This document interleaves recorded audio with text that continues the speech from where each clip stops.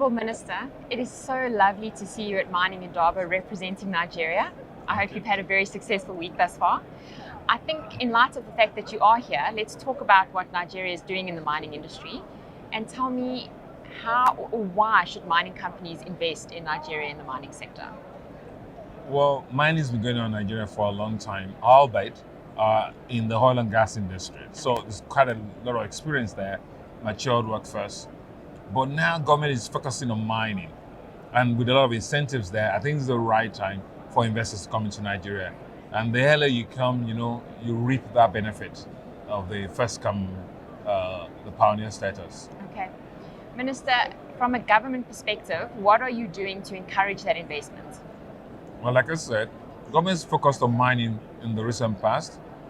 Now we've got some incentives, like duty waivers for mining equipment.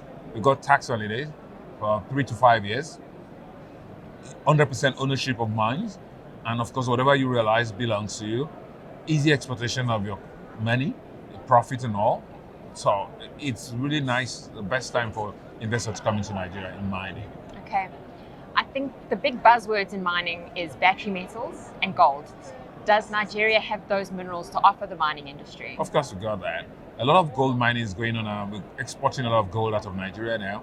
Some of it informally, but gold mining is really going on in Nigeria. But when it comes to battery metals, we discover traces of that, and there's a lot of potential in lithium, cobalt, nickel, and coltan. So Nigeria's got all that, just waiting for development.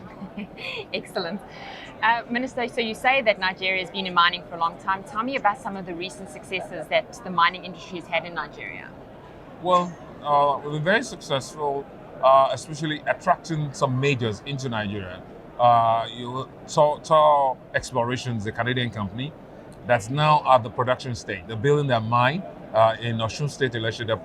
By the end of this year, they hope to start exporting gold from Nigeria. That's a very good success story for us. Also, Kogi Iron is gone so far. It's listed in Australia. They've developed their mines, the exploration to a certain level. They want to take it further. Furthermore, the artisanal miners in Nigeria, we consider them as they're like pathfinders. And rather than say we want to get rid of them, we are organizing them. And this we are doing successfully. They create employment for the people and, of course, feed their families, alleviate poverty. So government is recognizing that and putting a lot of money to assist them. We have funding for them, equipment leasing, and of course we are teaching them safer methods to mine and all that. So it's a win-win situation.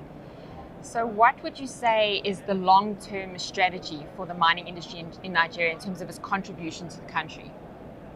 We set a target for ourselves in 5 years. Right now, mining is contributing about 0.3% to the GDP. We hope in 5 years, that's the year 2025, to contribute at least 3%. That's a 100% leap forward in 5 years to the economy. Mining has the potential, and we're exploiting that fully to create employment for our people. We've got a lot of youths coming up now that are employed. Mining holds that possibility to employ the youths, and of course, for poverty alleviation as well, and to also create wealth for the country. So these are all our long-term objectives in mining. Excellent. Honourable Minister, I look so forward to seeing how the mining industry grows in Nigeria. Thanks for taking the time to talk to me. Thank you so much. It's pleasure. such an absolute pleasure. Thank you. For more great insight videos, be sure to subscribe to our YouTube channel.